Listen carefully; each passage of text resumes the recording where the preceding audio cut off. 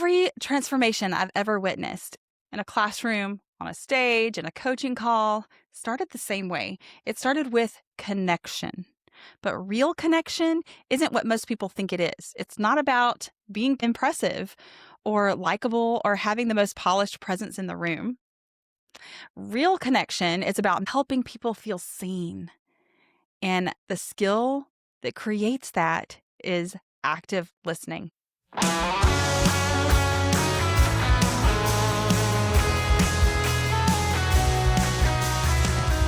Do you want to build unshakable confidence and authentic authority without operating at a constant level 10 intensity that exhausts your impact? Hey, I'm Dr. Leslie Davis, vocal leadership and communication coach. I discovered a strategy to help you develop a voice that builds trust and radiates authority without being a jerk. If you're a Christian business owner ready to learn how to build trust and authority with your voice, grab your hot toddy and a journal and let's make the shift. So let's take a moment to think about the last conversation that you had. What did you hear beneath the words that were spoken? Let's reflect on how to listen for the unsaid, how to choose what we take in, and how listening shapes not just your next words, but your next actions. This is active listening. Active listening is having the discipline to listen to the other person first, making you a presence that helps people feel safe enough to say what they've never said out loud. And it's so much deeper than that. It's really about awareness in your life, the way you connect with people, the way you connect with yourself, the way you connect with God. So a quick story.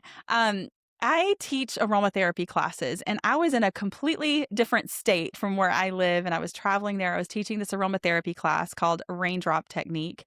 And in the class, one of the ladies that I connected with is a homeopathic doctor. And so we got deep into conversation about homeopathy and natural living and the way the oils are going to help the body come back into homeostasis and things like that. And so on this trip, I was in the middle of an autoimmune flare-up that was really severe. And she was muscle testing me about what I needed to bring my body back into balance. And muscle testing in and of itself was a very foreign concept to me. So if you don't know what muscle testing is, we could go a whole episode on that. But what it showed me in this point is that my body communicates with me and God communicates with me through my body. And muscle testing is one way to communicate. There's many ways to communicate. This is one of them that was really effective for me at that time when I was having a hard time in sickness and learning how to regain my health. So to test this out a little bit, I started talking to the Lord about what does it really mean to hear you through my body, through this muscle testing technique. And there's certain techniques you can use with muscle testing. I can put some resources in the community about that. But right now, I just want to tell you about what happened when I started playing with it, exploring with it. And I was in this other state and it was time to come home. One of the things that was brought up when I was meeting with her was that I needed more raw milk for my body. I needed that kind of protein. I needed the calcium that it presented and all the things that raw milk is good for and the enzymes and all the things. And I was like, well, where in the world do I find raw milk? I'm in a state, it's not something you can search for very easily. You have to know somebody that sells it. And it's all word of mouth and it's very rarely on the internet. It's not something that you can just show up and buy. So I was like, okay, Lord, let's muscle test. Let's go on a journey. And I remember thinking, this is so out there. I don't want to get lost, but hey, I've got a GPS. So if I do get lost, I'll be able to get found. And so I just turned my GPS off and I tuned in to the Lord. And on this journey, this treasure hunt, I'll call it, we started out and I was like, okay, Lord, do I turn left or right here? You know what I want. I want to go find raw milk. This is a place where raw milk does exist. I just don't know where it is. And do I turn right or left here at this stop sign? Do I turn right or left here at this stop sign? And so step by step, he was taking me on this journey to find the milk. And I felt crazy doing it, yes, but here I am driving in my car in Pennsylvania, and I stopped at this house that I felt like I was supposed to stop at. And I was like, this is really odd, Lord. If you make me look stupid, I don't know if I'll do this again. So anyway, I pulled up into the driveway and I said, this is the person standing out there. I said, this is going to sound really nuts, but I had a feeling that maybe where I could find raw milk. Is that something that you know about what to do? And they said, yes. In fact, there's an Amish store just 5 miles up the road. Take this turn, and this turn, and you'll find it. And they'll have raw milk there. I was like, what? So I was like, thank you. And I got in my car and I did the best I could to follow the directions they gave me. And I was like, okay, this is really confusing on the directions. So Lord, just help me find the right, the left, where I'm going. And I came up to this cute little store. And when I went into the store, it was more than just raw milk. Yes, raw milk was there. Can you believe that? I couldn't believe it. And I come in and I'm asking about the raw milk. And then there's all these other beautiful things and healthy things that are available to buy. And I was like, okay, so you didn't just bring me to raw milk. You brought me to all kinds of other health things that I'm needing in my journey. And the Lord said, you need more here. And so expanding on this muscle testing and like, Lord, what do I need here? And so I would go aisle by aisle and I ended up picking up a few different things. And I can't remember what all of them were, but one thing in particular that stands out to me was this Celtic sea salt. And it was a gray salt and it was a little damp and I had never heard of it before. This was 10 years ago and I'd never heard of Celtic sea salt. We use it regularly now. So I bought that and I bought my raw milk and I started my way home just thinking, wow, I started out on this journey to discover the questions within me, to pay attention, to listen, and to find what it is I needed on this little journey. And he showed up and he answered me. And I went home with a few gallons of raw milk and some Celtic sea salt. When I got home, it was not even 2 weeks later that I had my doctor tell me what you need is to take some Celtic sea salt and put it in your water every day. I'm like, I already have it. The Lord knew I needed it even before I knew I needed it. So I had what I needed, and all it took was me getting still before the Lord, asking my body the questions to communicate with the Lord about what it needed. So, Holy Spirit, what does my body need right now? Do I need this? Do I go left?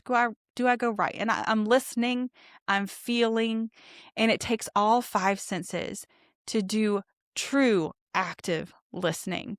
And that's the story that I wanted to bring to you about why it's so cool when you learn the deeper levels of active listening. Active listening is not just listening so that you can make the right next step or that you can say the next right thing. It's so that you are in alignment and that your steps are ordained and matter. And obedience, step-by-step obedience, this is what accesses our authority. And it's so important to get still and become aware of our surroundings, of what other people's needs are, of what our own needs are, so that we can take those steps into the place where we need to be, where we're supposed to be, where we're called to be. So from this season, it really taught me that the quality of your listening really determines the quality of your leadership. And this is so important. And it starts before you're ever in a room with another person. It begins with you. It begins with God, getting still, starting to listen. And I'm not going to spend a ton of time in this today because we could go really deep, and we will. And in my analog newsletter for the people of the community, I will be going deep into this concept of active listening this month. So if you want that analog monthly newsletter with the coaching community and that membership, you can get that delivered to your doorstep. Go to anchored.mindshifttll.com/newsletter, and you can sign up for a trial of the subscription and receive that newsletter. So let's dig into the skill itself. What does active listening actually look like when you practice it with intention? Most people think of active listening as a technique, something you do with your body language and your eye contact. But it's really a transformative practice. And the question that I want you to think about is, when is the last time listening actually changed you before you ever opened your mouth? That it shifted the way you think, that it shifted the way you operate. Because real active listening, there's a risk to it. You have to be open to shifting your thinking. Maybe the paradigm that you had before needs to be shifted and changed. And the only way that shift in perspective is really going to take root is if you're willing to sit and actively listen. And that takes courage. So, if we're honest, most of the time that we're talking and we're in the middle of conversation, we're not listening from a place of awareness most of the time. We're conversing. We're listening for our turn to talk. Sometimes we're forming a response. Sometimes we're loading up a next point, especially in the heat of the moment, and we're trying to defend ourselves. We're waiting for gaps that we can fill, but that's not listening. That's preparing. So preparing a response is important, but it's not active listening. You need both. And so here we're mining for information. When we're active listening, we're digging deeper. We're genuinely curious. We're getting curious about what's around us. We're getting curious about the person in front of us. What are they seeing that they haven't said yet? What is their body language communicating to you? What does their energy feel like in the room? And it's setting your agenda aside long enough to actually receive what they're communicating below the words. And something happens when people feel that. They say things they didn't plan to say. They open up. They go in conversation where they didn't plan to go because they feel the difference of safety. They feel the difference when you are truly present and listening versus just waiting for a chance to talk. So I want to teach you a self-awareness exercise that takes you into deeper active listening with yourself and with God before you're ever in the room with another person to listen. So practice this before your next big conversation. All right, so here we start. Start with the 4 square breathing. Inhale for 4 counts deeply, like you're making a box. Some people call this a box breath. Inhale for 4. Hold for the count of 4. Exhale for the count of 4. And hold absence of breath for the count of 4. Do that several times until your body feels settled and you feel grounded, till you feel that inner peace where the things around you are not distracting. Then close your eyes. Close your eyes and breathe a few more times. Let's start with the hearing. Open up your ears to start paying attention to the sounds around you. Go deep with it. What do you hear? Do you hear birds chirping? Do you hear the wind in the trees through the leaves? Do you hear rustling somewhere else? Do you hear sirens? Do you hear a car go by? Do you hear children playing? Listen to the sounds around you deeply and get very still and keep listening. Then open your eyes and start looking around. Choose 5 things around you to notice. Count them out loud. 1, 2, 3, 4, 5. Then choose one of those 5 things to focus on. When you choose the one thing that you're focused on out of those 5, then choose 5 more things within that. Say you're in nature. You chose a tree. What are 5 things about the tree that you notice? Leaves, branches, roots, bark. Choose one. I'm going to choose roots. So then you look at the roots of the tree. Choose 5 things about the roots of the tree that you notice. Go deeper. And you do this over and over and over again till maybe the last thing that you're noticing is even a little speck of dirt on one of the pieces of bark on the root of the tree. And what this does is you're activating what's called the parasympathetic nervous system of the brain. It's the body's rest and digest, quote unquote, rest and digest state. This lowers your cortisol, quiets the default mode in your network of the brain. And this is the part of the brain that is always planning, replaying, rehearsing the next move, the forethought, those things that are coming through the default mode. But this changes it to the deep focal attention. It's zooming in through any one of your 5 senses, whether it's through hearing or seeing, smelling, tasting. You can do this with all of your 5 senses.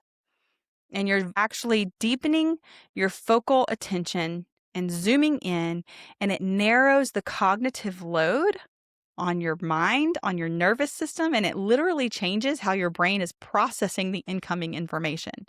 So you're not just calming down, you're becoming receptive. You're training your nervous system to be still enough to actually hear. So even though this is a grounding exercise, it's also a way of living, a way of thinking. When you develop this kind of stillness and awareness as a daily practice, and not just in an important conversation or a coaching conversation or a stage, it's really just in regular life. It brings your voice back into balance. It brings alignment back to your nervous system. And what you begin to speak comes from a different place because you've been present enough to actually take it in. In 1 Kings chapter 19, Elijah, he was exhausted. He was undone, but God showed up. Remember the scripture. It was not in the wind. It was not in the earthquake. It was not in the fire. It was after all of the noise and the silence that followed, the deep zoning in, the deep awareness. After all of that is where God's voice was clear.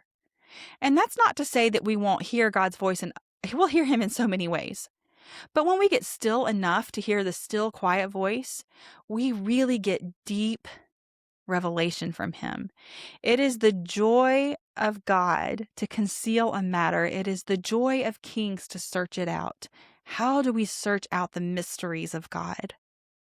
It is in the awareness, to get deep, the paying attention, the active listening that does it. So it was not an accident that Elijah heard God's voice in the silence that followed. He had to get still enough and aware enough to receive what he was supposed to hear in that moment. And so active listening works the same way. It's about the depth. It's not about being heard. It's about hearing and paying attention and bringing the stillness, bringing the awareness, bringing the safety. And so when you are in practice of deepening your awareness in your conversations, you start to hear things that you've been missing, the subtle emotion in people's voices. The person that's in front of you, what are they really saying to you? It's, it's not what you say, it's how you said it is the way it goes. But this is where you're aware of how they said it and what they say, because they both matter. Going back to thinking about the last conversation that you had and thinking about what you heard beneath the words, that take this into your next conversation so that you can have that sense of awareness and really deepen the revelation of what you get with what they're saying, with what you need as a person who needs to be communicated with as well, and what God is saying to you. So the next step, after you become more aware, you can take it into a place of deeper questioning. And this is really important for active listening. Once you're genuinely listening and you're in that place of awareness, then follow that thread a little bit deeper and ask questions that are rooted in real curiosity. Curiosity is so powerful. It tells the person that what they said matters. When you are really curious, they feel seen. When you really are connecting and wanting to genuinely know, they want to share. They want to know that you're catching what they're saying. They're understanding it. And the questions show that you want more. It's an invitation to take people where they didn't expect to go, to deeper places. And I've had coaching calls and I've had so many conversations where someone said at the end, I don't know what you did, but I figured out something I've been stuck in for months. And really, I didn't do a lot, but what I did do was ask questions and I listened intently. So active listening and good questions helps people discover for themselves what's in them, so they can feel seen and heard and act on what comes from them. And that's good coaching. Good coaching is learning to ask better questions. And it's not just better questions of those around you. Ask God questions. Lord, what is the next best question to ask this person? Lord, what is your perspective over this situation? That'll bring alignment between you and God so that that overflows into the person in front of you. And then the last step of this is to respond from what you've actually heard.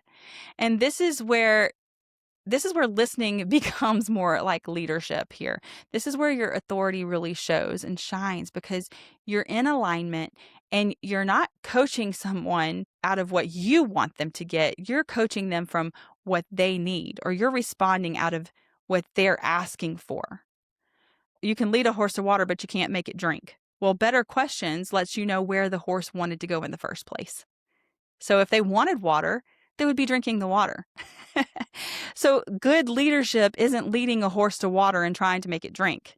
It's leading the horse where it needs to be. And the only way that you can lead the horse where it needs to be is by listening. And, metaphorically. So leaders who are skipping the listening give advice to the wrong problem. And the person may smile and nod, but they feel alone when they leave. They feel unseen still. But when your response is informed by what you actually heard from them and you're responding out of that, that is where the connection and the trust comes in. That is when something moves and things shift. And this is really a full circle thing. Your voice gains real depth, not from just what you say, but it's from what you consume. It's what you're bringing in. What you consume shapes how you think, and out of the heart, the mouth speaks. So therefore, what you're consuming shapes what you're speaking. And the quality of your listening determines the quality of how you show up. So our key takeaways. We want to make sure we are listening to God for people and for us. We're listening to Him first. This is what separates authority that lasts and influence that lasts from what doesn't last. And active listening isn't only a skill that you use with people, it's a heart posture that you hold with God for people. And I've been in the worship space for a long time. And I've been in rooms where I didn't know anyone. And I felt the weight of that disconnection where I didn't really know how to reach them. And stone cold faces looking at me like, what are you going to bring? Sometimes even judgment, right? I felt that. And you can feel it in the air. You can see it on their faces, even if they're kind. Sometimes it's just a guardedness that they don't even know that they're communicating. So I've had to learn in these moments is asking the Lord, how do I bring the connection? Lord, how do I bring what you've put into me and overflow into these people so that they connect with you? And Lord, what do I need right now? What do you see that I don't see? And what are the keys to unlock this atmosphere right now? Because He has the keys. He knows what's in the room. I had a vision once. It was actually a dream that was very vivid that I felt like I was actually present. And I was in this dark space. The next thing I know, a light turns on and I see these big feet walking into the room. And it just tosses keys on the bed. And I realized I was under the bed in the dark. And keys were just thrown on top of the bed. And God said to me, why are you looking in the dark for what I have placed in the light? And let that sink in a minute. The keys are placed in the light, in plain sight. But if we're looking in the dark to find them, we're looking in the wrong place. He doesn't hide things in darkness. He hides it in the light for us to find it. He doesn't hide it from us. He leaves it out for us. So when we ask for it and we look in the light, we can find the keys. And this vision that He gave me has changed my perception. This vision was like 10 years ago, 8 years ago, something like that, and has changed my perception on how I ask for the keys ever since. It's an act of listening. It's an act of searching in the light, not in the darkness. And He will show you. It says, ask and seek and knock, and it will be given. It's because He hides it in the light. And this comes from a heart posture, right? It's not a tactic. You can't fake presence. You can't perform connection. People feel the difference between someone who's listening genuinely and if they really care, and someone who's going through the motions of listening because it's a strategy. You can feel it.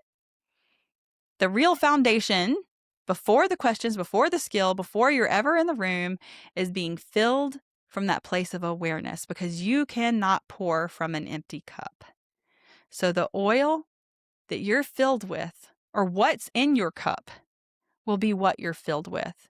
If you're spending time with the Lord in the presence of God, gathering the oil of His presence, you will carry that cup of oil into the space for others. It's the capacity, the peace to be with someone comes from your own private cultivation. That cultivation of presence gives you capacity. This is where inner alignment really comes from, and this is what you do behind the scenes before anyone ever encounters you. You radiate what you consume. So if you're running on empty and skipping the inner work and skipping the awareness piece, you'll feel it, and so will the people that you're trying to lead. In my framework, it's awareness, action, alignment. Once you become aware, it's what you do with it that creates alignment. Step-by-step obedience into the place where you're supposed to be. Before you ever speak or lead from a stage, let's bring this out a little bit more into our body language and talk a little bit about eye contact. So when you're on a stage and you are actively listening, eye contact shows that you are invested. It isn't about this confident place. It says, I see you and I'm listening. You're looking deeper. And genuine eye contact with someone tells them that you see them. And even if you're on a stage, make eye contact with people in front of you. You're speaking to that person. You're connecting with that one person. And it's really important to call that forward, to bring out that connection. So this is just a practice of intentionality. It takes practice, it takes cultivation, and it takes a willingness to show up as the one who initiates the connection, even when it's uncomfortable. So to wrap it up with a pretty bow, real connection starts with real listening. Real listening starts with you. You lead well when you're willing to initiate real connection. So ask the question. Stay in the room. Go deep, listen for what's beneath the words, and respond to what's actually needed for the person in front of you. And before any of that, become aware with the Lord. What is He asking of you? What is He sharing with you? Hey, Radiant Leader, to dive deeper into our resources and connect with a powerhouse circle of like-minded leaders, come join our free community right now over at authenticvoiceleadership.com. I will meet you right back here next Tuesday. Your voice matters. Lead wild, lead free. Stay radiant, my friend.